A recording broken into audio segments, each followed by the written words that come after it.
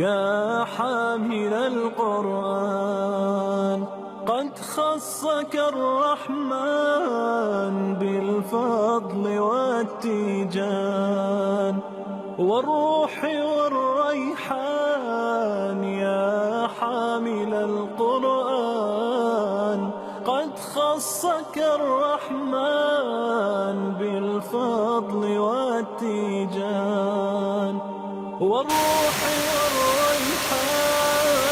يا دائم الترتيل للذكر والتنزيل، بشراك يوم رحيل ستفوز بالغفران.